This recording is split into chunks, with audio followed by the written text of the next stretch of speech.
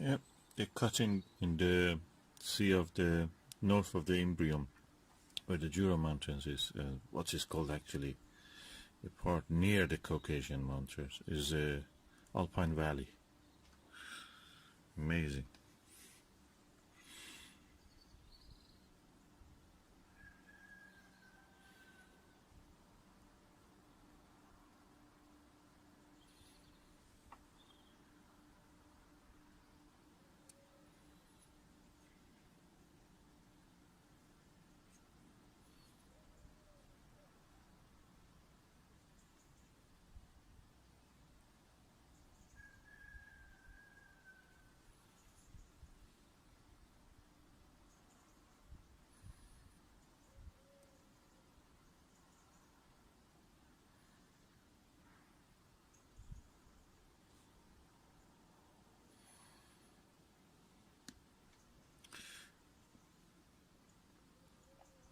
Yeah, this is lower part, so when you see the parallel dotted line as if parallel to that mountain, inward to the Sea of Rains, is where the Apollo 15 landed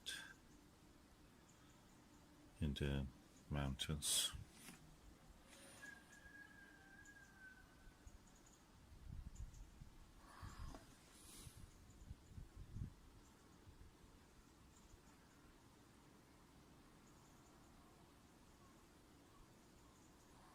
I'll try to zoom one down.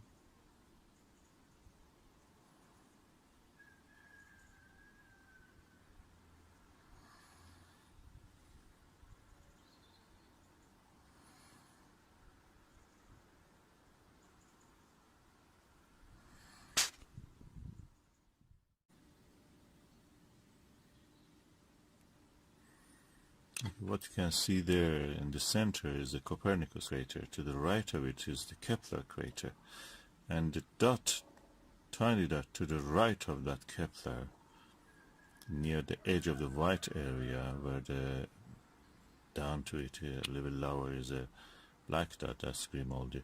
That tiny white dot is the magnetic anomaly called Rainer Gamma, or Reiner Gamma. As you can see, the thin layer of cloud exists in the sky. Is moving.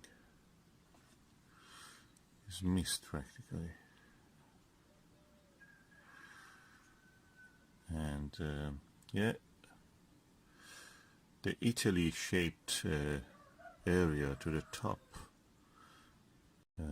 is the Jura Mountains,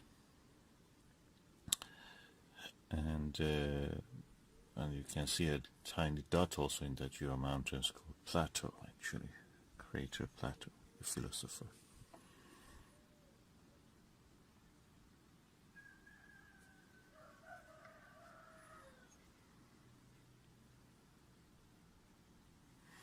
The bright dot to the 2 o'clock in this image, if you imagine the top part is 12 and lower part is 6, at 2 o'clock of the image, in the middle of the, in somewhere in the black patch, the white dot is Aristarchus, and the area around it is Aristarchus Plateau, the volcanic area.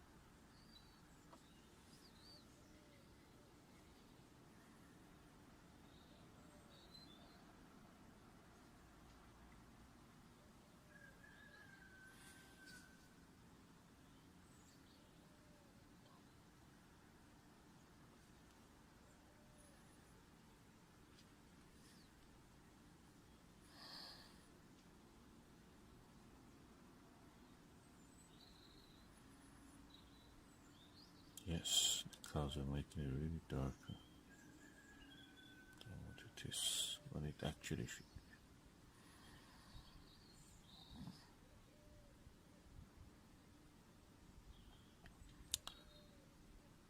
be. Yeah, and the circular feature, black circular feature on the top at 12 o'clock is the big black circle, is the Mare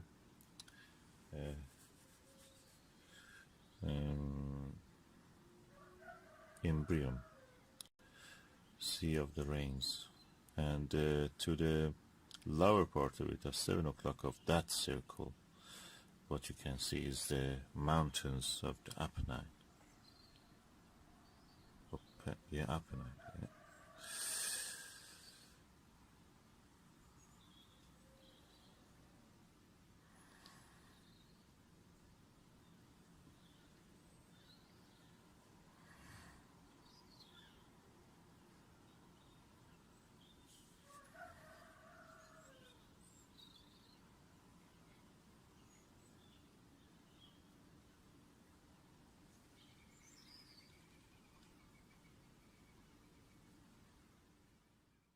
And the rugged area, which has something like a coffee bean shaped. There is no name, you will be surprised. But to the south of it, you see a tiny crater, and that is actually Huygens.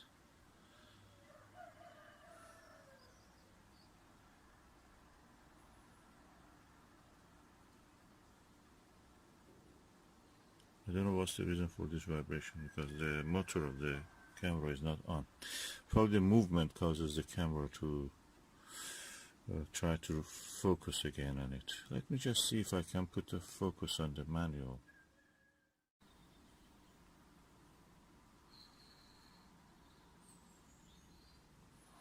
Okay, there is a crater here called Nasiruddin. That's the crater which I'm now zooming on it. Tiny one at the end of the three craters which are joined together. It's called Nasiruddin after the Iranian astronomer.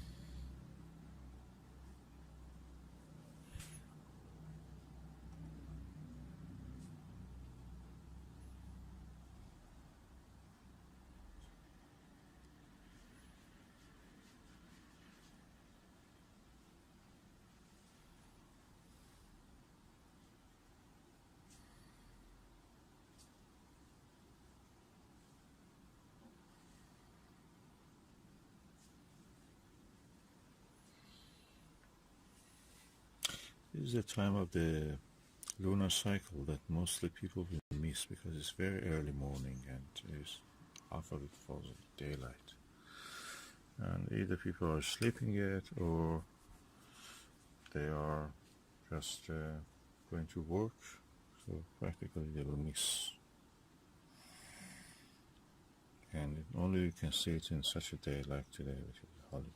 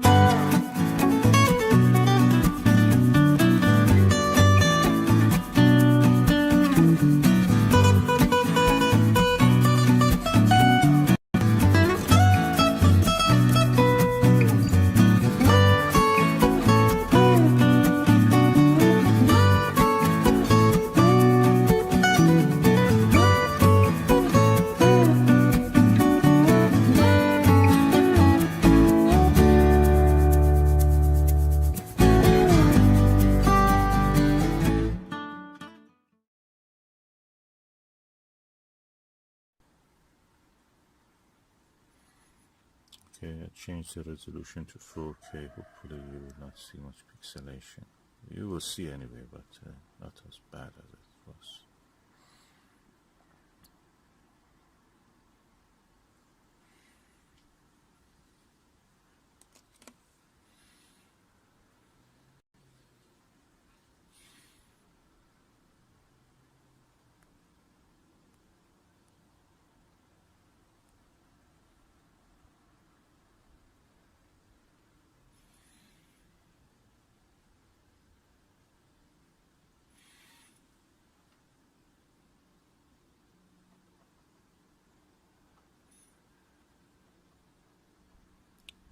What you see is now passing the center of the picture, hopefully, is what is called as Aristarchus plateau.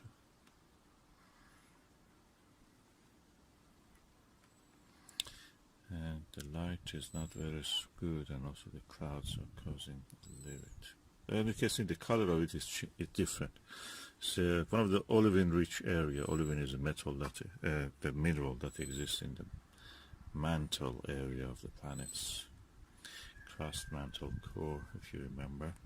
These are the layers of the planet's planetary bodies, which are made of rock or any other thing that has this kind of layering. Any object, differentiated object, gravitational differentiation. So it's now passing the center, top of the center, above the center. And the brightest spot is the Aristarchus crater itself.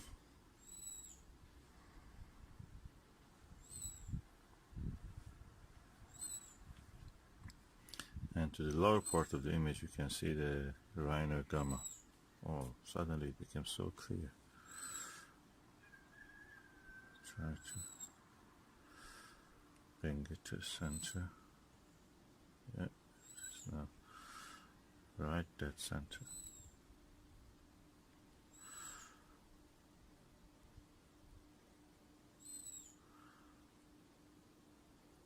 I'm doing all this with my mobile camera, but I use a bracket. It's one of these ones that I bought, Digicam attachment adapter. I bought it from China. Really, I'm happy with the result.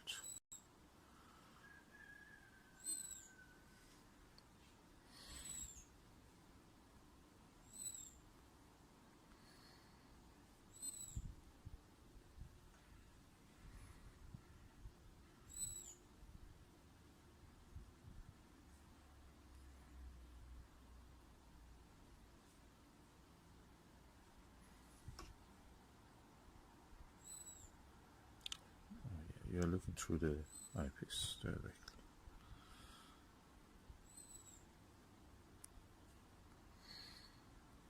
I just enjoy the view. And yeah, good as a map. All these lunar features are created by impact. Circular features are called crater. Well, the craters to me are superficial because what you see is the geological feature like mountains, faults, even faults. I've seen some faults, can you believe it, and some thrust faults and faults. You have to look for them. And as my skill in digiscoping increases, I will try to show you more of these features. Aristarchus again is at 2 o'clock, and at 3 o'clock or 3:30 you can see the tiny dot of the Rhino gamma, that magnetic anomaly. The superficial feature, they say that is because the soil of the moon, the lunar soil in that part, due to the magnetic field, could not be weathered, blackened, darkened by the solar wind, and that's the reason they have remained bright. They deflect the charged particles. You know that charged particles deflect in the magnetic field. So if there is a magnetic field there, although weak, it is working. Some of the interesting anomalies. You can imagine if you're a science writer, science fiction writer, you can write about that. Is a city or something trying to protect itself from the damaging and carcinogenous effects of the sun and magnetic storms from the sun. Yeah, that's actually I made a good story. You know? If you're writing, write it. You can write. Just give credit to me. Hertfordshire.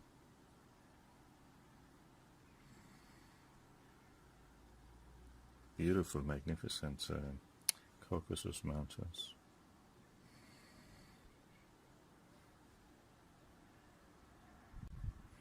The moon is spherical. Clearly you can see when I focus on the edge of the picture, the